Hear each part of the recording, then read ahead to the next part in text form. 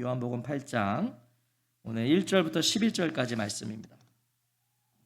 요한복음 8장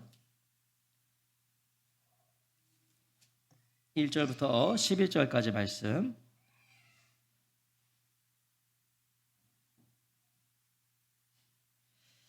이제 우리 저희 삶이 되는 교회는 아이들의 소리가 울려 퍼지는, 일부러 그렇게 하는 거예요. 저희는요, 아이들이 있다는 걸 자랑하기 위해서. 그래서 우리 인경자매는 거기가 좀 시끄럽다며. 괜찮아요? 네, 이쪽으로 오면 좀 괜찮은데. 네. 우리는 익숙하기 때문에 괜찮아요. 우리는. 자, 8장 1절부터 11절까지 말씀을 우리 한 절씩 교독하겠습니다. 제가 먼저 1절을 읽겠습니다. 다 각각 집으로 돌아가고 예수는 감난산으로 가시니라. 아침에 다시 성전으로 들어오시니 백성이 다 나오는지라. 앉으사 그들을 가르치시더니 서기관들과 바리새인들이 음행 중에 잡힌 여자를 끌고 와서 가운데 세우고 예수께 말하되 선생이여 이 여자가 간음하다가 현장에서 잡혔나이다. 모세는 율법에 이러한 여자를 돌로 치라 명하였거니와 선생은 어떻게 말하겠나이까? 그들이 이렇게 말함은 고발할 조건을 얻고자 하여 예수를 시험함이라. 예수께서 몸을 굽히사 손가락으로 땅에 쓰시니 그들이 묻기를 마지 아니하는지라. 이에 일어나 이르시되 너희 중에 죄 없는 자가 먼저 돌로 치라 하시고 다시 몸을 굽혀 손가락으로 땅에 쓰시니 그들이 이 말씀을 듣고 양심의 가책을 느껴 어른으로 시작하여 젊은이까지 하나씩 나가고 오직 예수와 그 가운데 섰는 여자만 남았더라. 예수께서 일어나사 여자 외에 아무도 없는 것을 보시고 이르시되 여자여 너를 고발하던 그들이 어디 있느냐? 너를 정죄한 자가 없느냐? 함께 읽겠습니다. 대답하되 주여 없나이다. 예수께서 이르시되 나도 너를 정죄하지 아니하노니 가서 다시는 죄를 범하지 말라 하시니라. 아멘. 우리 아이들 봐줘야 되는 거 아닌가요? 지금 들어간 거 아니에요? 네. 원래 집사님이 들어가면 안 되는 거잖아요. 예배 때는. 네. 자, 오늘은 요한복음 22번째 시간입니다. 오직 예수와 여자만 남았더라. 오직 예수와 여자만 남았더라. 제목으로 하나님 말씀 전하겠습니다. 함께 읽은 본문은 음행 중에 잡혀온 여자가 용서를 받는 말씀입니다. 음행 중에 잡혀온 여자가 용서를 받는 말씀. 예수님과 이 여인의 만남은 이렇게 시작됩니다. 1절부터 3절을 보시면 다 각각 집으로 돌아가고 예수는 감람산으로 가시니라. 아침에 다시 성전으로 들어오시니 백성이 다 나아오는지라. 앉으사 그들을 가르치시더니 서기관들과 바리새인들이 음행 중에 잡힌 여자를 끌고 와서 가운데 세우고. 늘 그러셨던 대로 예수님은 감람산에서 기도와 잠시 쉼을 누리십니다. 그리고 날이 밝자 다시 성전에 가셔서 많은 이들을 가르치시기 시작했어요. 자, 약이 오를 대로 오른 이 종교 지도자들, 서기관들과 바리새인들은요, 바로 그 순간을 기회로 삼습니다. 예수님이 성전에서 가르치시니까 많은 사람이 모였거든요. 사람이 많이 모일수록 예수님을 공격하려고 했던 자들에게는 좋은 기회였던 것이죠. 바로 그때 그것을 기회로 삼아서 예수님께서 가르치시는 도중에 간음하다가 잡힌 여인을 끌고 와서 자신들과 예수님 가운데에 세웁니다. 서기관들과 바리새인들이 누구입니까? 이들은 율법의 생명을 건 자들이에요. 율법의 생명을 과하게 걸어서 율법이 가르치는 것 이상으로 이들은 엄격하게 삶에 적용시키려고 했던 자들이잖아요. 율법이 가르치는 것 이상으로 하는 거예요. 그런 자들이에요. 자, 그들이 말합니다. 선생이여, 이 여자가 간음하다가 현장에서 잡혔나이다. 먼저 이 여인이 어떤 사람인지를 밝히고 있습니다. 간음이라는 표현을 사용한 거 봐서는 이 여인은요, 기혼자죠. 미혼이 아니에요. 기혼자입니다. 남편이 아닌 상대와 음행을 저지르다가 현장에서 잡혔어요. 잘못했어요. 죄를 범했습니다. 그런데 한 가지 의문이 드는 것은 무엇이에요? 왜 이 여자만 붙잡혀 왔는가? 간음은 혼자 하는 게 아닙니다. 상대가 있어요. 대상이 있어요. 그런데 남자는 어디 가고 이 여자만 붙잡혀 왔다는 거, 이게 아이러니죠. 왜 여자만 붙잡혀 와요? 5절은요. 종교 지도자들의 의도가 무엇인지를 밝혀줘요. 종교 지도자들이 어떤 의도였는가? 모세는 율법에 이러한 여자를 돌로 치라 명하였거니와 선생은 어떻게 말하겠나이까? 서기관들과 바리새인들이었기 때문에 당연히 율법을 거론합니다. 이 사람들은. 모세는 율법에 이런 여자들은 돌로 쳐 죽이라고 우리에게 명령했다는 거예요. 자, 근거는 레위기 20장 10절이고 신명기 22장 22절입니다. 제가 한번 세 번역으로 읽어볼게요. 남자와 다른 남자의 아내 곧 자기의 이웃집 아내와 간통하면 간음한 두 남녀는 함께 반드시 사형에 처해야 한다. 어떤 남자가 남의 아내와 정을 통하다가 들켰을 때에는 정을 통한 남자와 여자를 다 죽여서 이스라엘에서 이런 악의 뿌리를 뽑아야 합니다. 또 신명기 22장 23절과 24절을 보면 한 남자와 약혼한 처녀를 다른 남자가 성 안에서 만나서 정을 통하였을 경우에 두 사람을 다 성문 밖으로 끌어다 놓고 돌로 쳐서 죽여야 합니다. 이게 율법의 가르침입니다. 맞아요. 그것이 율법의 가르침이에요. 하지만 그래서 문제예요. 왜요? 분명 율법은 남자와 여자 모두를 치라고 그랬단 말이에요. 처형하라 그랬어요. 둘 다. 그런데 남자는 없고 여자만 끌려온 것 자체가 모순이죠. 뭔가 문제가 있어요. 그들의 질문을 다시 보십시오. 모세는 율법에 이러한 여자를 돌로 치라 명하였거니와 선생은 어떻게 말하겠나이까? 이들의 의도는 이 질문에 다 담겨 있는 거예요. 선생은 어떻게 말하겠나이까? 그런데 선생님은 뭐라고 하시겠습니까? 당신은 무엇라 말하겠는가? 묻고 있어요. 지금 예수님과 예수님의 가르침을 믿지 않죠, 이들은. 믿지 않아요. 근데 믿지 않으면서도 모세의 율법과 예수님을 지금 동일선상에 놓고 있는 거예요. 모세의 율법, 예수님의 가르침 두 개 동일선상에 놓고 자, 모세는 율법은 이렇게 말했으니 당신은 어떻게 말하겠는가? 묻고 있는 것이죠. 저희가 무엇입니까, 이들의? 그 깔려있는 의도가 뭐예요? 모세의 율법과 예수님의 가르침에 충돌을 의도한 거죠. 충돌시키려는 거예요. 율법은 이렇게 말했는데 당신은 뭐라고 말할 것인가? 지금 이 서기관들과 바리새인들은 이 여인의 음행, 간음죄 이것을 해결하는 데는 목적이 있지 않았던 거예요. 사실 이 여인의 간음죄를 어떻게 할 것이냐 관심 없었던 거예요. 생각해 보십시오. 이들은 율법대로 하면 되는 사람들입니다. 예수님한테 와서 물어볼 이유도 없어요. 율법대로 치면 되는 거예요, 그냥. 그런데 예수님의 생각과 의견을 물었다는 것은 그들의 관심이 율법 준수가 아니라 무엇이에요? 예수님이셨다는 거죠. 예수님, 책 잡기 위해서. 예수님은 곤란에 빠뜨려서 민심을 잃게 하고 종교 지도자들이 예수님 죽이고자 했는데 죽이지 못한 이유가 무엇입니까? 민심이었잖아요. 사람들이 워낙 둘러싸여 있고 따르고 있으니까 죽이지 못했거든요. 민심을 잃게 하고 싶었던 거예요. 함정을 준비한 것이죠. 자, 이 여인은요, 죄 범한 거 맞아요. 그런데 이 여인이요, 지금 예수님 잡기 위해서 던져진 함정이에요. 덫이에요, 이 여인은. 물론 죄를 범한 건 맞아요. 하지만 이런 취급 받아서는 안 된다는 거죠. 이 여인도. 범한 죄에 대한 벌을 받으면 돼요. 그런데 또 다른 범죄에 이용되고 있는 거잖아요. 지금 예수 잡기 위해 이 여인 데리고 와서 이 여인을 도구 삼고 있다는 거예요. 이런 취급을 받아서는 안 돼요. 서기관들과 바리새인들 그들은요, 하나님에 대한 존중은 있었는지 몰라도 사람에 대한 존중은 없었다는 거예요.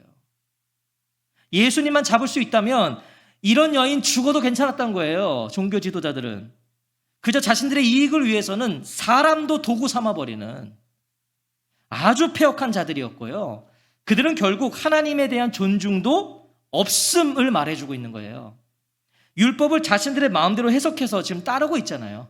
남자는 어디 가고 여자만 데리고 와서 죽이냐 마냐 이러고 있는 거예요. 정작 자신들의 범죄는 보지 못하는 영적인 소경들이었다는 것이죠. 자신들은 죄를 범하고 있다고요. 율법을 어기고 있으면서도 이 여자 죽이냐 마냐. 영적인 소경들이었어요. 6절은 그들의 검은 속내를 분명하게 말씀해 줍니다. 그들이 이렇게 말함은 고발할 조건을 얻고자 하여 예수를 시험함이로라. 예수님을 시험하여 공개적으로 망신 주는 거, 그가 그들의 유일한 목적이었습니다. 확실히 똑똑한 사람들은 맞아요. 저는 감탄했습니다. 야, 진짜 역시 똑똑한 종교 지도자들이구나. 이보다 좋은 계획이 없어요. 어떤 대답을 해도 예수님을 공궁에 빠뜨릴 수 있는 질문을 던졌죠. 그들이 얼마나 머리를 썼는지 보세요. 지금 율법으로는 분명 가늠한 남자와 여자 모두 돌로 쳐야 됩니다. 죽여야 돼요. 만약 예수님이 그것에 반대하신다면 어떻게 되는 거죠? 반대하신다면 율법을 어기는 거죠. 율법을 충돌하는 거예요. 반대로 돌로 쳐야 된다. 율법대로 돌로 쳐라. 이렇게 말한다면 뭐가 문제가 되냐면, 당시 로마인들은 유대인들에게 사형 집행 권한을 주지 않았어요. 자, 그런데 예수님이 율법대로 돌로 쳐 죽여라 그러면 뭐예요? 로마법과 충돌되는 거예요. 그럼 그걸 고소할 거예요, 이들은. 야, 이 사람이 사형을 집행했다. 어떤 대답을 해도 예수님을 궁지에 몰아넣을 수 있는 질문을 던진 것이죠. 굉장히 똑똑한 자들이에요. 율법을 거부하면 신뢰성이 떨어지는 것이고요. 율법을 수긍하면 은혜와 자비로 대변되었던 그 예수님의 가르침들, 이것이 다 뭉개지는 거예요. 말 그대로 예수님 지금 진퇴양난이시죠. 서기관들과 바리새인들은요, 속으로 쾌재를 불렀을 거예요. 자, 이제 끝났다, 예수. 그러면서 예수의 입술만 보고 있었을 겁니다. 빨리 대답해라 이거죠. 그들뿐만이 아니었을 거예요. 주변의 모든 이들도 전부 다 예수님 얼굴만 빤히 쳐다보고 있었을 거예요. 자, 이제 대답해야 되거든요. 바로 그때 예수님은 아무도 예상하지 못한 행동을 하세요. 예수께서 몸을 굽히사 손가락으로 땅에 쓰시니. 종교 지도자들을 비롯한 주변의 모든 이들은 일순간에 정신이 멍했을 거예요. 지금 엄청난 대답을 해야 되거든요. 근데 갑자기 아무 대답 없이 몸을 숙여서 땅에 뭘 쓰셨단 말이죠. 멍한 거예요, 모두가. 누가 그걸 바로 이해할 수 있겠냐고요. 뭐 하는 거지? 모든 촉각은 땅에 집중되었을 겁니다. 아니, 이 절체절명의 순간에 무엇을 쓰시는가? 아니, 글로 답하시는가? 다 그것만 보고 있었을 거예요. 하지만 누구도 섣불리 가까이 다가가지를 못하죠. 지금 굉장히 상황은 무겁잖아요. 성경도요, 예수님께서 쓰신 것이 무엇인지를 침묵합니다. 뭘 썼는지를 몰라요. 일단 우리가 알 수 있는 것은 예수님은 저들의 의도를 알고 계셨다는 거예요. 아시죠? 지금 함정이라는 거, 궁지에 몰려고 한다는 걸 예수님은 알고 계셨어요. 그건 우리가 알 수 있어요. 그래서 아무 대답도 하지 않으시고 몸을 굽혀서 손가락으로 땅에 무엇인가를 쓰신 겁니다. 대답하지 않고. 성경의 침묵 때문인지 몰라도요, 많은 이들이 예수님께서 바닥에 쓰신 글이 무엇인가를 많은 사람들이 추측해 왔습니다. 몇 가지를 소개해드리면, 먼저 고발하는 자들의 죄를 쓰셨다. 이런 또 학자들의 의견이 있어요. 그 고발한 자들의 죄를 쓰셨다. 또 어떤 사람들은요, 그 자리에 있는 무리들 가운데 간음죄를 범한 사람들의 이름을 쓰셨다. 예수님 너무 무서우신 분 아니에요? 또 어떤 이들은 각 사람이 범한 다양한 죄를 적으셨다. 넌 무슨 죄, 너는 무슨 죄, 너는 무슨 죄를 다 적으셨다는 거예요. 어떤 학자들은요, 10계명을 쓰셨다. 자, 모두 그럴듯하죠. 다 그럴듯해요. 하지만 정답이라고 말할 수는 없어요. 성경이 침묵하시니까. 성경이 침묵하고 있기에 우리는 그 내용을 알 수 없어요. 만약에 그 내용이 중요했다면 어떻게 했을까요? 성경도 기록했겠죠. 그게 중요한 거, 정말 중요했으면 그 내용이 기록했을 거예요. 자, 그런데 침묵합니다. 그러면 뭐겠습니까? 지금 예수님께서 보이신 이 모습은 어쩌면, 저도 이걸 확답이라고 말할 수는 없지만, 내용이 중요했다면 기록하셨을 텐데 기록 안 하셨다는 것은 분명하잖아요. 그럼 내용보다는 예수님께서 몸을 굽혀 바닥에 쓰신 거, 그 행위의 메시지가 있지는 않냐는 거예요. 내용을 기록 안 하셨으니까. 그럼 바닥에 쓰시는 행위가 메시지가 아니냐라는 추측이 가능하다는 것이죠. 예레미야 17장 13절에 보면 예레미야의 이런 기도가 기록되어 있어요. 이스라엘의 소망이신 여호와여, 무릇 주를 버리는 자는 다 수치를 당할 것이라. 무릇 여호와를 떠나는 자는 흙의 기록이 되오리니 이는 생수의 근원이신 여호와를 버림이니이다. 주님에게서 떠나간 사람마다 생수의 근원이신 주님을 버리고 떠나간 것이므로 그들은 땅바닥에 쓴 이름처럼 지워지고 맙니다 라는 의미예요.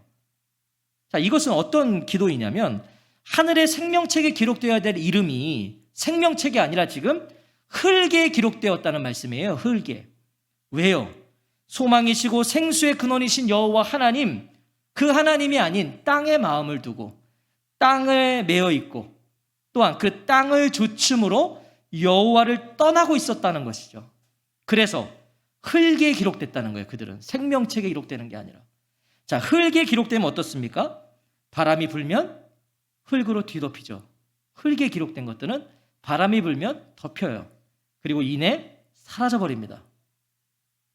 허망한 인생, 운명이라는 거예요. 그런 허망한 운명이 될 것이다. 어쩌면 예수님은 바닥에 무엇인가를 쓰시는 그 행위를 통해서 서기관들과 바리새인들에게 너희가 그 예레미야의 기록에 해당하는 자들이다 라고 말하고 싶으셨는지도 몰라요. 암묵적인 메시지를 던지신 거죠. 이 바닥에 무엇인가를 쓰는 건 당시에 그 유대인들, 종교 지도자들은 이 예레미야의 기도가 떠올랐을 거라고요. 흙에 기록됨이니. 자, 예수님 뭐겠어요? 이 행위는 회개해라. 너네 회개하라는 거예요. 너네 이름이 생명책에 기록되어야 되지 땅바닥에 흙에 기록되면 바람 불면 사라질 것이다. 지금 그 의도를 멈춰라. 행위로 이런 메시지를 던지고 싶으셨던 건 아닐까 우리가 생각할 수 있다는 것이죠. 바닥에 쓰시는 행위만으로도요 충분한 메시지가 되었던 거예요. 예수님을 바라보던 자들이 무엇을 깨달았는지 우리가 확인할 수는 없어요. 그들이 그걸 보고 뭘 깨달았는지는 확인할 수 없지만 예수님의 행동은 모두를 긴장시키기엔 충분했어요. 서기관들과 바리새인들은 그 무거운 침묵을 견디기 힘들었을 겁니다. 예수님이 아무 말 안 하시고 계속 뭘 쓰시니까요. 자신들이 무시당하는 것 같았겠죠. 종교 지도자들은 말해라 그랬는데 말 안 하니까 무시당하는 것 같잖아요. 그래서 그들은요 이 상황이 불쾌했던 거예요. 그래서 다시 다그쳐 묻습니다. 여전히 자신들이 우위에 있음을 지금 드러내고 싶었던 거예요. 빨리 말해라는 거예요. 바로 그때 예수님께서 일어나 이렇게 말씀하세요. 7절에 그들이 묻기를 맞이 아니하는지라 이에 일어나 이르시되 너희 중에 죄 없는 자가 먼저 돌로 치라. 너희 가운데에서 죄 없는 사람이 먼저 이 여자에게 돌을 던져라 말씀하십니다. 예수님의 대답은 뭐예요? 율법대로 해라는 거예요. 율법대로 해라. 돌로 쳐라. 율법대로 돌을 던져라. 하지만 조건이 있어요. 무엇입니까? 너희 중에 죄 없는 자가 그 어떤 범죄, 그 어떤 죄도 범하지 않은 자가 치라는 겁니다. 율법대로 치라는 거예요. 자, 여기서 예수님의 이 크기가 보이세요? 율법대로 해라. 율법을 어기지 않으세요? 하지만 누구도 쉽게 치지 못하는 전제를 다시는 거예요. 예수님은요 서기관들과 바리새인들 위에 계신 거예요. 지금 그들이 예루살렘 성전 꼭대기에 있어도 예수님은 하늘 위에 계신 분이었다는 거예요. 그들이 아무리 머리를 짜냈어도 예수님 그 위에 계세요. 그들의 함정을 피하지도 않으세요. 오히려 그 함정을 무력시켜버리시죠. 너희 중에 죄 없는 자가 먼저 돌로 치라. 이 말씀은 예수님께서 종교 지도자들과 그 자리에 있던 모든 자들의 죄를 정확히 보고 계시다는 것 전제였어요. 예수님은 그들이 모두 죄인인 걸 알고 계셨다는 거죠. 그러니까 죄 없는 자가 치라고 한 거예요. 칠 수 없다는 거예요. 너희들은. 죄 없는 자가 먼저 돌을 던지라는 것은요 그들 모두가 죄인됨을 지적하시는 것이었어요. 너희들이 다 죄인 아니냐 지적하시는 거예요. 자, 더 깊은 침묵에 빠졌을 겁니다. 사람들은 숨소리도 들리지 않았을 거예요. 서로 눈치만 보고 있었겠죠. 누군가는 던지겠지 그러지 않았겠어요? 죄 없는 자가 돌로 쳐라 했을 때 전부 다 가만히 있으면서 누군가는 치겠지. 누가 던지면 나도 던질 수 있거든요. 다 눈치만 보고 있는 거예요. 누군간 던지겠지.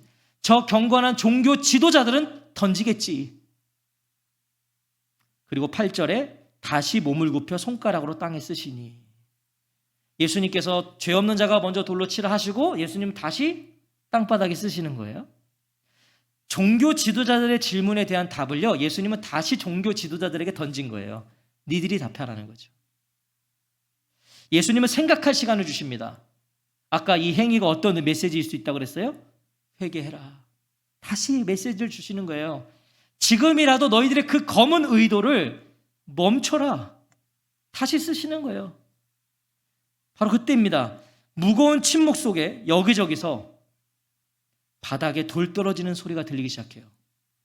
툭툭. 돌 떨어지는 소리. 그러더니 한 사람 한 사람씩 그 자리를 떠나기 시작합니다. 9절에 그들이 이 말씀을 듣고 양심의 가책을 느껴 어른으로 시작하여 젊은이까지 하나씩 하나씩 나가고, 성경은 어른부터 그 자리를 떠났다고 말씀해요. 어른부터. 이거 다 의미가 있는 거예요. 연륜이 있는 자들이 예수님의 말씀을 먼저 깨달은 거예요. 저 의미를 깨달은 거예요. 연륜이 있으니까 떠나기 시작합니다. 젊은이들은요, 자신들이 볼 때는 훌륭한 인품의 어른들이거든요. 야, 저분은 돌을 던질 수 있는 분이라고 자기들은 여겼거든요. 심지어 종교 지도자들까지도 그냥 다 가는 거예요. 젊은이들은 뭐겠어요? 자신들도 양심의 가책을 느낀 거죠. 야, 저 어른도 먼저 돌을 칠 수 없다면 우리도 못 치는 거지. 젊은이들까지 다 떠나는 거예요. 결국 모두가 떠났습니다. 무엇입니까? 이 모두가 떠났다는 건 뭘 의미하는 거예요? 그 자리에 있었던 모든 자들이요, 이 여인에게 돌을 던질 준비가 되어 있었다는 거예요. 이 사람들은 다 돌을 던지려고 거기 있었던 거예요. 돌 던지려고 다 모여 있었다는 겁니다. 돌을 던질 수 없다니까 다 떠났잖아요. 다 이 여인을 죽여야 한다는 것에 동의하고 있었던 사람들이에요. 그리고 동시에 모두가 죄인 되었던 것이죠. 다 죄인이었어요. 모두가 떠난 걸 확인하시고 예수님은 고개 한번 들지 못하고 엎어져 있던 바로 그 여인에게 물으세요. 지금까지 이 여인에게 말을 걸어준 사람은 한 명도 없습니다. 예수님이 처음 걸으시는 거예요. 지금 10절에 예수께서 일어나사 여자 외에 아무도 없는 것을 보시고 이르시되, 여자여, 너를 고발하던 그들이 어디 있느냐? 너를 정죄한 자가 없느냐? 여자여, 사람들이 어디 있느냐? 너를 정죄한 사람이 한 사람도 없느냐라고 예수님 물으십니다. 예수님은 이 여인의 죄를 묻지도 않으세요. 그 죄를 확인도 하지 않으세요. 죄에 대해서는 말하지 않으세요. 그저 고개 들어서 보라는 거예요. 너 고개 들어서 보라는 거예요. 주변에 너를 정죄한 자가 어디 있느냐? 정죄한 사람 있냐는 겁니다. 더 정확히 말하면 널 정죄할 수 있는 사람이 남아 있느냐는 거예요. 지금 누구도 죄 없는 자가 아니었던 거죠. 다 죄 있는 자였다는 거예요. 대답하되 주여, 없나이다. 주님, 한 사람도 없습니다.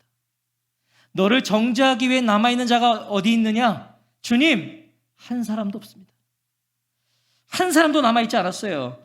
그들이 들고 있던 돌들만 바닥에 있었던 거예요. 그 돌을 보며 얼마나 많은 사람들이 자신을 죽이려고 했는지를 확인할 수 있었던 거죠.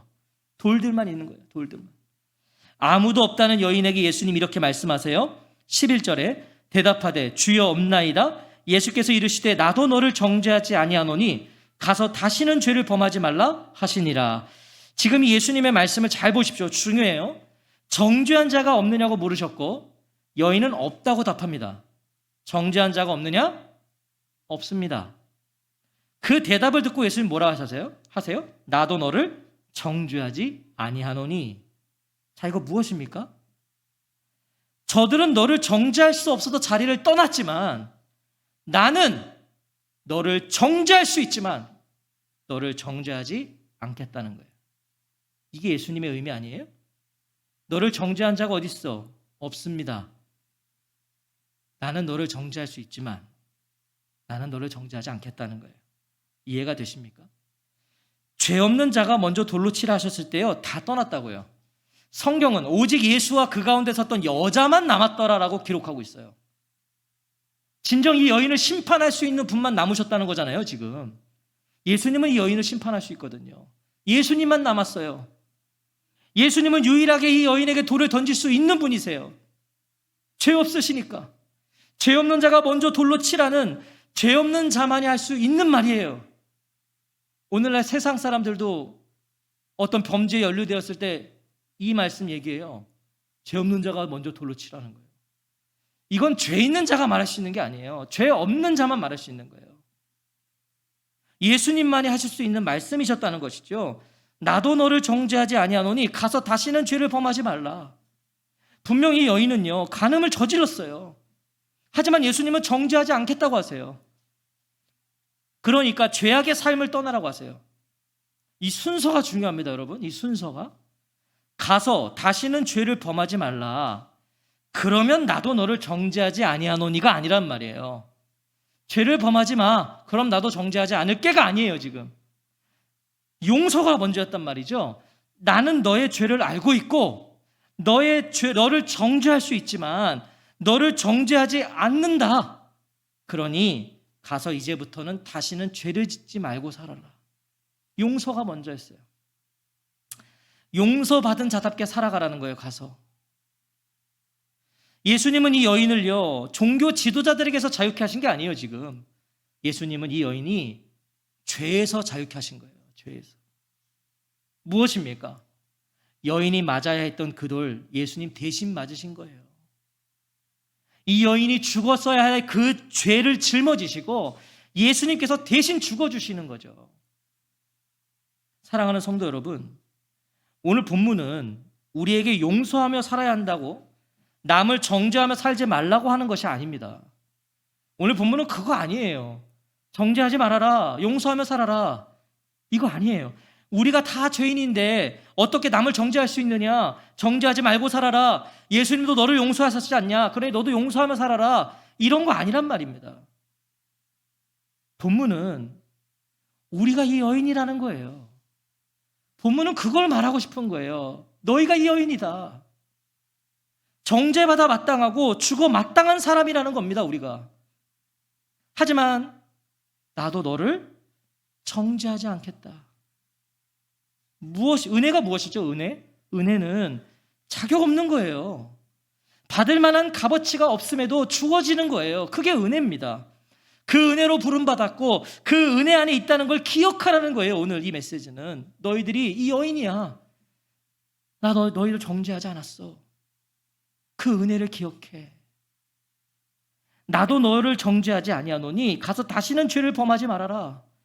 이것이 우리가 죄악에서 나뒹굴고 있을 그때에도, 우리가 시궁창 같은 죄악에 나뒹굴고 있을 때도 우리가 듣게 되는 주님의 음성이라는 걸 믿으시기 바랍니다. 난 너를 정죄하지 않는다. 죄에 찌들어 있는 그때에도 우리는 이 음성을 들을 수 있단 말이에요. 정죄하지 않는다. 정죄할 수 없어서가 아니에요. 정죄할 수 있지만 용서하시겠다는 거예요.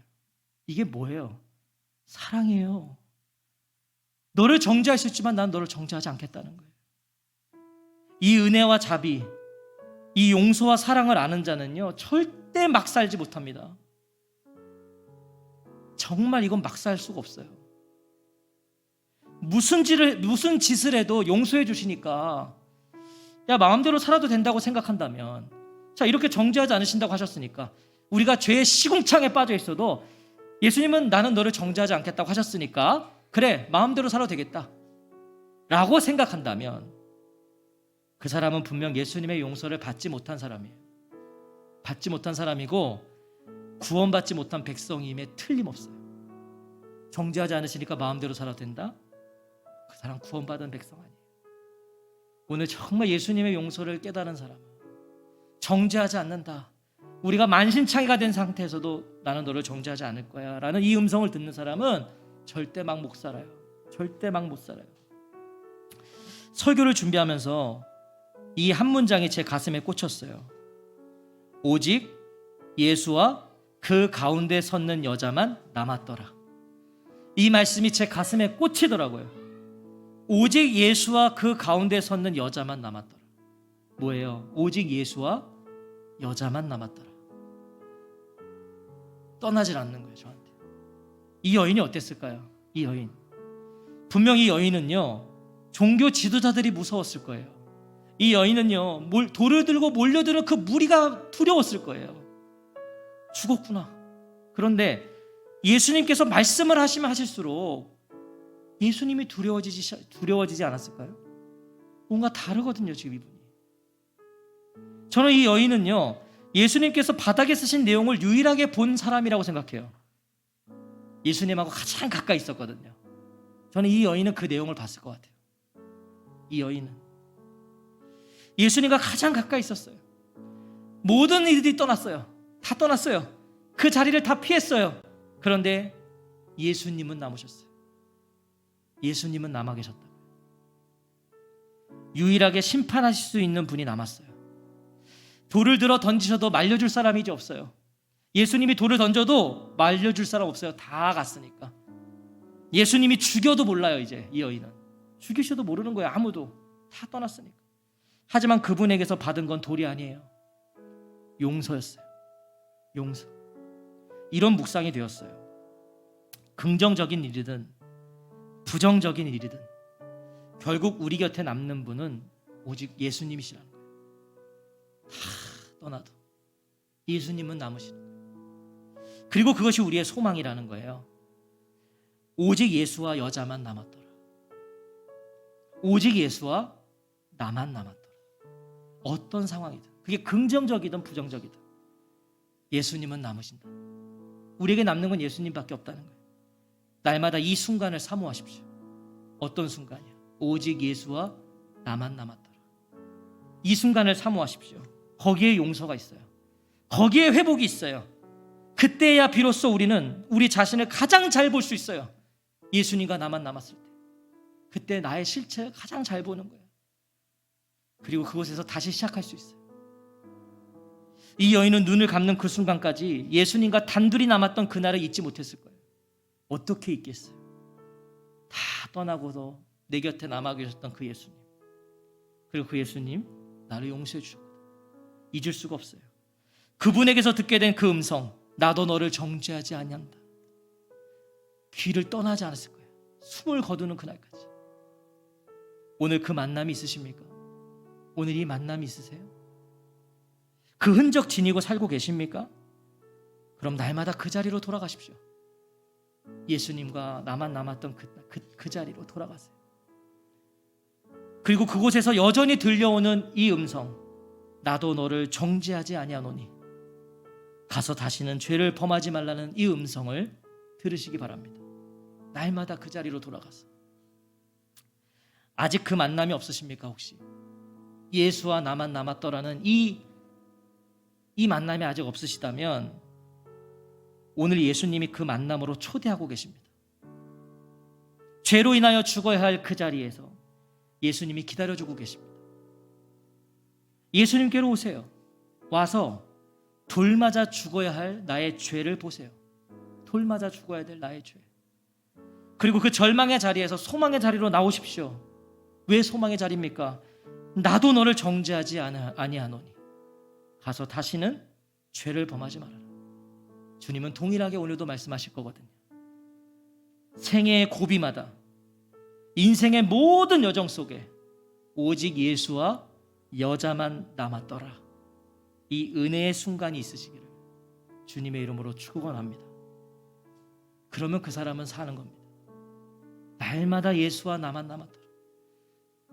나 혼자 있는 게 아닙니다. 다 떠나도 예수님은 남아 계십니다. 그리고 그분은 언제든 우리를 용서해 주십니다. 다시 시작할 수 있도록, 다시 일어날 수 있도록. 오늘 이 은혜가 고백되어지시기를 다시 한번 주의 이름으로 축원합니다. 아멘.